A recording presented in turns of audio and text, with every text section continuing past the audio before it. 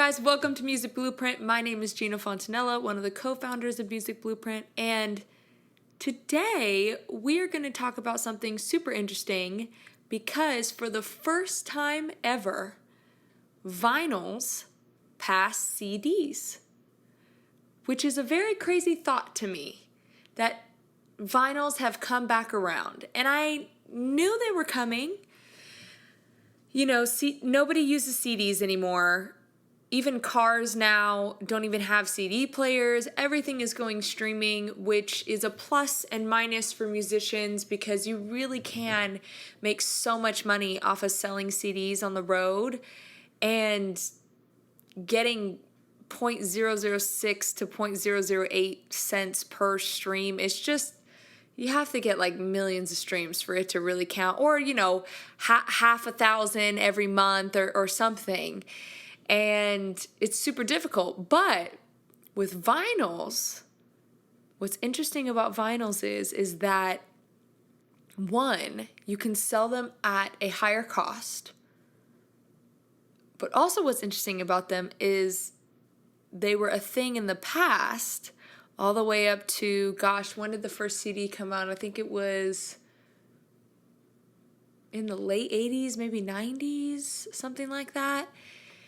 But it came back around. Now, I don't know if CDs are going to come back around. They kind of aren't the same as vinyls. The cool thing about vinyls is that the sound is printed onto basically a disc.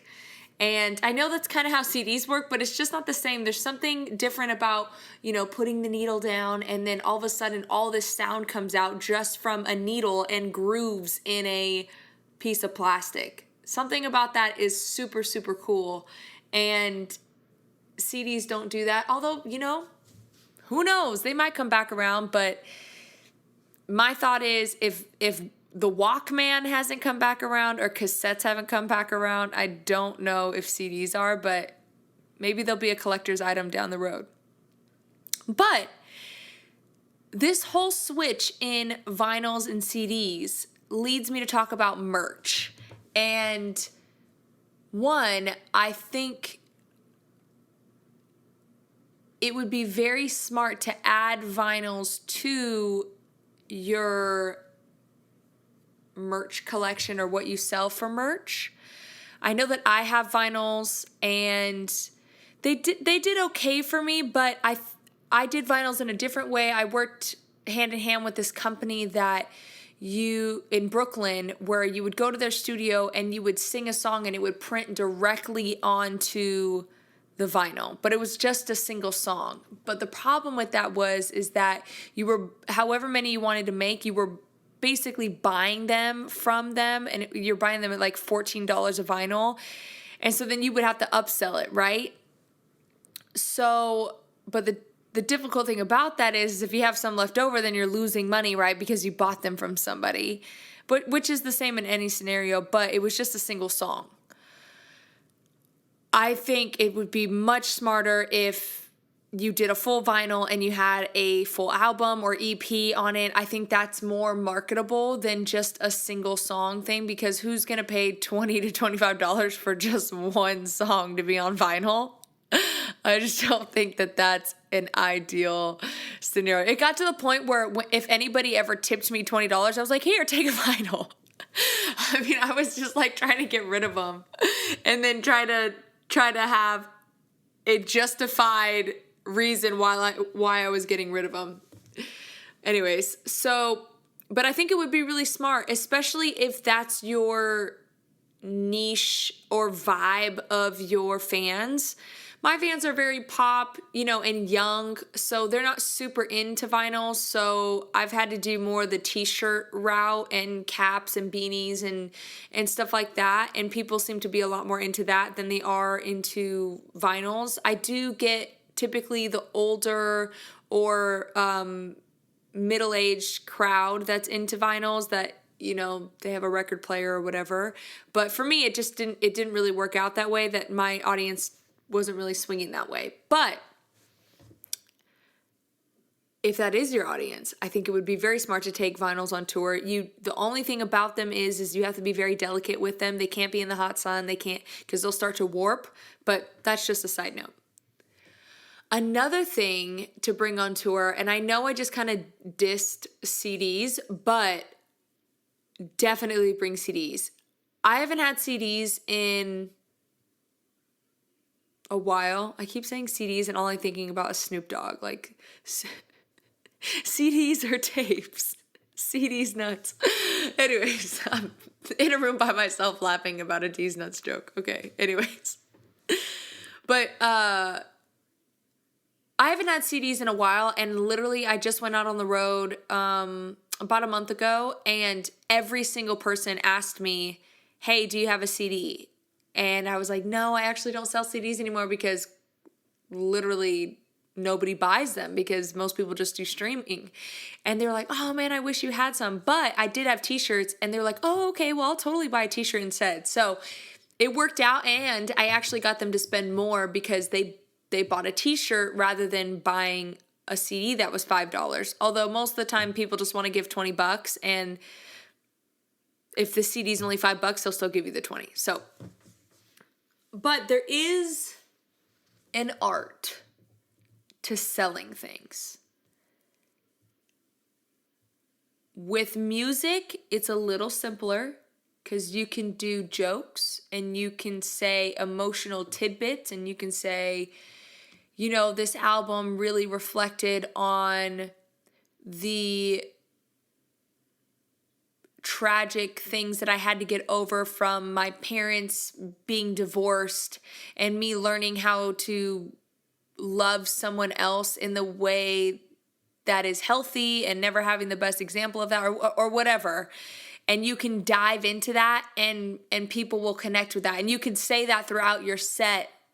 Obviously different reasons on why you wrote the album. You don't want the same reasons. You're trying to hit as many people as possible. So if somebody's like, well, my parents have been together my entire life. Okay, well then you have to think of a reason why they would need that album. One of my favorite things that I've actually said on tour, and I still use this now because it's funny, it's light humored, and it's also takes away from the fact that you're selling something, is I'll be like, this next song's on my album, so if you like it, you'll probably like the album, so you should go get one. If you don't like it, you still might like the album, so you should just go get a CD. And it ends up being a joke, and people find it funny and ha ha he and whatever. But then they end up buying a CD, and it's a light humored way to get people connected to me and to stay connected. And whenever you sell your merch, I will say this as well, make sure to have something in there that they can contact you with. I have a really cool business card that I've set up, has all my information on it. My email, I don't think it has my phone number. God, I hope it doesn't have my phone number.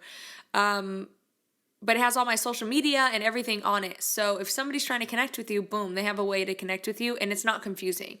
Because one of the things that I've learned is that if for a second somebody is confused about who you are, what you do, anything like that, it automatically is a no.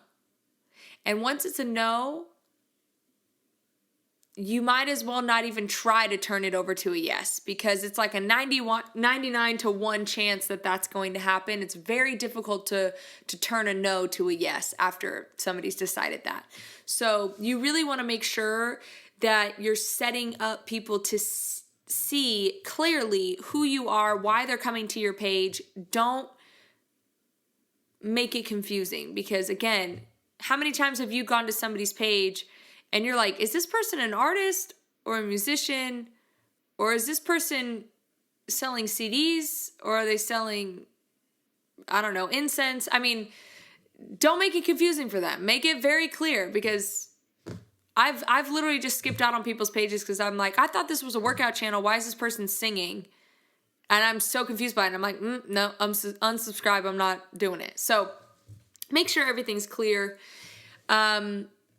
Another great thing to sell on the road is something that's maybe specific to you. I haven't tried this out yet, but it's one thing that I've really wanted to do is sell hot sauce on the road. I love hot sauce. I'm obsessed with it. of all kinds. I really hope one day I get to go on Hot Ones because I think I would crush it.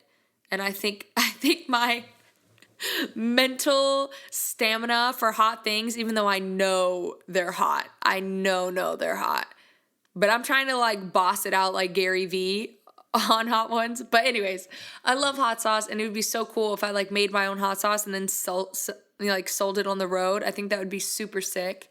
I would love to also sell glasses. I don't know if any of you guys have been to any of my channels or profiles at GEENA Fontanella FO, and then you should see me. I'm the only one that has my name. But I always I have the streak in the hair, and then I have these sunglasses that I wear. And I would love to sell some really cool sunglasses, like heart-shaped ones in different colors or whatever. I think that would be super dope to sell on the road. So all that to be said, find something that's specific to you, something that only your band would do, only the Georgie Weathers band from Austin, Texas would do. Find a little thing like that. I will say when buying merch, the larger the bulk that you can buy them, the cheaper it is. So if you're buying beanies, try to buy them in bulk. I know things start getting pricey. You know, you buy like, what did I buy the other day? I think I bought like 50 shirts. And the shirts alone costed me in the 200s, low 200s. And then I had to get the vinyl to put on the shirts. So but that only cost me like 50. So I think it cost me like $250 for like 50 shirts. But then I sold each shirt for $20. So you can make a decent profit out of it, but you do want to try to get the best price possible. And when you are buying multiple things to take on the road, it does get pretty pricey. So you just have to budget that out and try to do it in a way that makes sense for you guys. I kind of liked the approach of I would buy something, like CDs. I would buy like 500 CDs, and then I would go on the road with that. And then when I made some money back from CDs, I would just reinvest it, into my business, because keep in mind, you're a business, and I would reinvest and then buy some shirts. And then once I got some money from some shirts and some CDs, then I would buy some other things. And then I collectively got what I needed to get, and then was selling that all out on the road. And then I just took the money from that, and then I made an income. So there's ways to do it so you can get all the things that you want and make some money for sure. Another thing I would use and utilize that I've really liked doing recently is going on Instagram and doing a poll on what people would want. I did a poll recently. I said, hey, if I made a face mask that said #bring Gina back, that was a hashtag that I started on American Idol, would you buy it? And literally like 80 people said, yeah, I would buy a mask that said bring Gina back. So I started figuring out how to do that and what it would cost. And, I was like, cool, I could probably sell the mask for like $15, $20 and make them actually pretty cheap if I can buy things in bulk. So, I just kind of put things all together, and it worked for the times. Again, going back to who would have thought that vinyls would be coming back? Who would have thought that everybody would need to be wearing a mask? But you got to be quick on your feet, and you got to think of something and come up with something. And especially right now with a lot of people not doing shows and, not really having a steady income because everything's shut down, merch might be a really cool way for you to start making an income again and get people excited. With merch, though, the way to promote it is the key point. And I think a lot of times with merch, we think if we post it once or message people directly and they said, oh yeah, I want one, that all the orders are going to come in and then whatever's left is whatever's left. But what I have found with merch that has really worked is every week I post about my merch. I mean, every single week. People are probably tired of it that don't want the merch. But the reason why I do it is because every week I keep getting sales. It's like people forgot and they're like, oh my God, yeah, I forgot. Oh, and I just got paid. Let me buy this shirt. So you have to be consistent with it and you have to keep posting. I mean, literally you want to shove it down their throats. They got to be vomiting your merch basically. Because people do forget. And I would tell everybody to message me on who wanted merch because I like to do it, which I think is the most effective way, is to do it as a drop. And I'll say, cool, I'm about to drop this merch. You either get on it or you don't. And then I drop the merch and then everybody will buy it. And then I just have one time where I just send out a mail and everything like that. And then I'll do like another drop if there's anything left over. But doing it in that way makes it seem like I have to get it now or it's never going to be available. And that's what you want people to feel like. You want people to feel like, if I don't get this shirt I think is super dope, I'm never going to be able to get it again. So that's the way this works for me. But I also do kind of some reminders along the way of like, hey, get my merch. Hey, get my merch, whatever. Which is, I know can be annoying, but you have to think of it in a way that it's not that you're annoying people. You have to understand about how the algorithm works on Instagram and all those social profiles. Is the fact of the matter is not everybody sees it. So if you don't post it multiple times, then your fan in Australia who actually really wants a shirt isn't going to see it because you didn't post about it. Or they're not going to see it because you posted on your page, but you didn't post it to your story. So you gotta be on top of it and consistently post things about your merch. So I hope that helped. I just thought it was super interesting that vinyl's past CD sales. What a time. But all that to be said, get your merch together. It really has been, especially during these coronavirus times, a really consistent income for me, and people really, really like it. And I get pictures all the time of people wearing my merch, and it's just so cool, and it's a cool thing to repost. And it's also just a way to get your name out there. When people are sporting your merch, they're like, who is that? And then boom, more word of mouth happens. So get your merch together, and I'd be interested to see what your guys' designs are. So send me some of your guys' designs. DM me your designs, and I'd love to see what you guys are coming up with. All right, well, I'll talk to you guys next week. See you later.